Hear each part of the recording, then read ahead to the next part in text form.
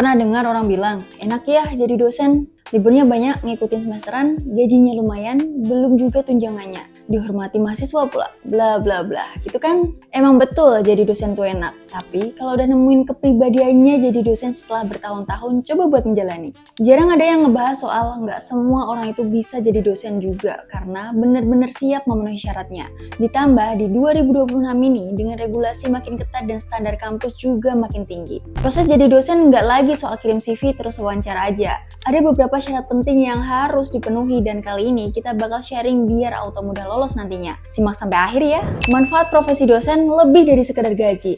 Oke, sebelum ngebongkar syarat teknisnya, kita perlu lurusin dulu motivasinya biar makin kokoh lagi. Kalau jadi dosen itu nggak cuma soal gaji ya. Profesi ini jadi posisi yang bisa dibilang strategis sebagai aktor intelektual. Buat dosen yang punya kompetensi kuat, biasanya nih sering dipercaya jadi konsultan bagi instansi. Mau itu pemerintah atau swasta juga bisa. Kenapa bisa gitu? Ya udah pasti karena punya kedalaman analisis berbasis riset. Ini ngebuka ruang penghasilan tambahan sekaligus pengaruh kebijakan yang nyata. Selain itu, buat dosen yang berkualitas juga punya peluang eksplorasi di tingkat global. Dan ini real dirasakan beberapa rekan dosen yang udah melanglang buana atau bahkan sampai jadi pengajar tetap di universitas di luar negeri. Awalnya ya bisa dari undangan sebagai narasumber internasional, kolaborasi riset lintas negara, sampai visiting lecture adalah hal yang sangat mungkin terjadi, terutama kalau rekam jejak publikasi itu sangat kuat. Yang lebih besar lagi, kalau kontribusi sosial, karya ilmiah, buku, sampai hasil penelitian dosen punya peran langsung dalam ningkatin kualitas SDM di Indonesia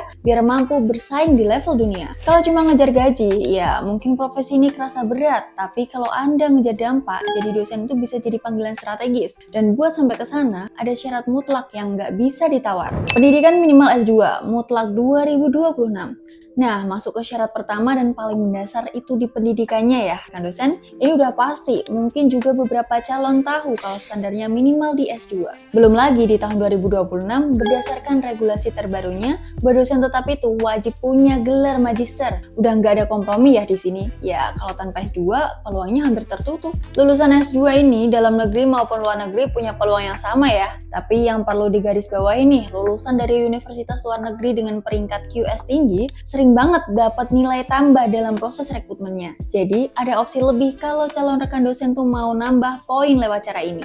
Update kebijakan juga negasin kalau buat percepatan jenjang lektor sampai profesor, gelar dokter jadi prioritas yang strategis nih. Artinya apa? S2 bukan akhir dari perjalanan, tapi justru pintu masuk yang lagi diincar-incar. Buat pemula yang mau gerak cepat juga harus punya target strategi yang realistis. Contohnya kayak gimana tuh? Nggak lain dan nggak bukan, ya lanjutin S3 sesegera mungkin setelah S2. Jadi jangan ada gap nih waktu yang lumayan lama ya kan dosen antara dua tingkatan itu. Misalnya nih bisa lewat beasiswa LPDP kayak tahun ini yang udah dibuka atau skema pendanaan lainnya. Karena dengan memilih jenjang S3 ini lebih awal itu, Anda bisa menghemat waktu di sektor jalur karir akademik dengan percepatan yang signifikan. Kalau aku belum S2 gimana? Ya jangan bicara dulu soal jadi dosen, karena ini pondasi yang nggak bisa diganti dengan pengalaman apapun itu. Ngomong-ngomong soal karir dosen, ternyata yang bikin capek itu bukan ngajarnya, ya nggak rekan dosen, tapi administrasi dan kewajiban karirnya ya. Kita harus paham RPS, ngurus PKD, ngerti sistem sister, nyusun roadmap penelitian, sampai mikirin target publikasi ke jurnal Scopus atau Sinta. Dan jujur, banyak dari kita belajar itu semua sendiri, trial dan error. Nah, kalau rekan dosen ngerasa di posisi itu, coba deh cek e-course karir dosen dari duniadosen.com. Di sana ada kumpulan e-course khusus pengembangan karir dosen, mulai dari cara menyusun RPS yang rapi, memahami akun sister biar nggak bingung saat pelaporan, bikin roadmap penelitian jangka panjang, sampai strategi supaya risetmu bisa tembus publikasi bereputasi. Belajarnya fleksibel, bisa diakses kapan aja, dan materinya memang dibuat khusus untuk realita dosen di Indonesia dan ada sertifikat 10 JP sebagai bukti pelatihannya. Semua solusi memahami karir dosen ada di e-course karir dosen. Akses linknya di sini, atau cek di deskripsi video ini ya. Siapa tahu ini bisa bantu kamu naik level lebih cepat sebagai dosen.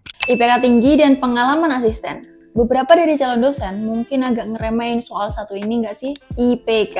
Padahal ini justru jadi indikator awal kualitas akademik. Tapi semoga ini nggak bener-bener diremehin loh ya, karena ini tergolong cukup serius. Beberapa kampus ternama dan mungkin jadi salah satu tujuan dari calon dosen itu menetapkan standar minimal seperti IPK 3 buat S1 dan 3,5 buat S2.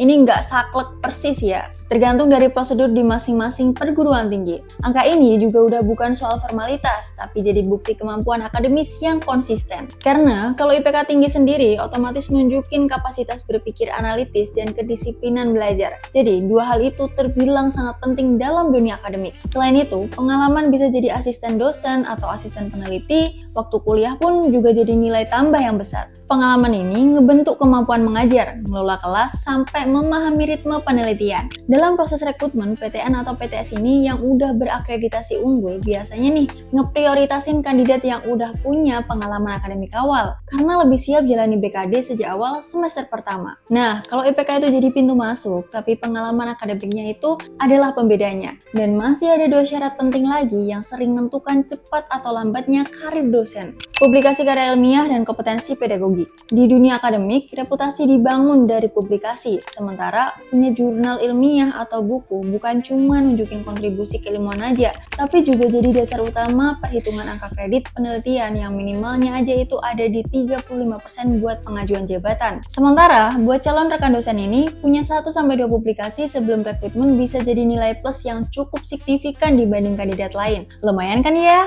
Tapi jadi dosen tuh nggak cuma soal riset dan riset lah pening. Kompetensi pedagogik juga wajib dimiliki. Mulai dari kemampuan ngedesain kurikulum, nyusun RPS berbasis OBE, sampai ngelakuin evaluasi pembelajaran yang efektif itu jadi standar profesional. Di tahap lanjutannya kayak sertifikasi pekerti atau AA jadi bagian penting buat Cerdos. Tapi di tahun ini masih gonjang-ganjing perkara sertifikasi pekerti atau AA. Dan bisa cek video sebelumnya karena udah pernah kita bahas juga di sana. Strategi realistis di tahun 2026 buat percepatan jalur lektor itu juga punya 1-2 publikasi Sinta 3. Belum lagi ditambah kesiapan perangkat pembelajaran OBE termasuk dokumentasi video pembelajaran. Dosen ini nggak cuma peneliti yang mengajar, tapi pendidik yang berpikir ilmiah. Jadi, persiapan untuk jadi dosen itu menarik dan menantang ya rekan dosen. 5 syarat utama yang udah kita bahas buat lolos cepat jadi dosen itu ngebuktiin kalau ini bukan cuma profesi semata, tapi jalur profesional yang cukup kompetitif dan terstruktur. Semoga sharing sedikit ini bisa memotivasi calon rekan dosen agar bisa lolos cepat tanpa drama. Kalau video ini bermanfaat, jangan lupa klik subscribe dan share ke rekan dosen lainnya. Like dan komen di bawah ini apa yang perlu kita kulik lagi seputar karir dan akademik dosen. Sampai jumpa di video selanjutnya.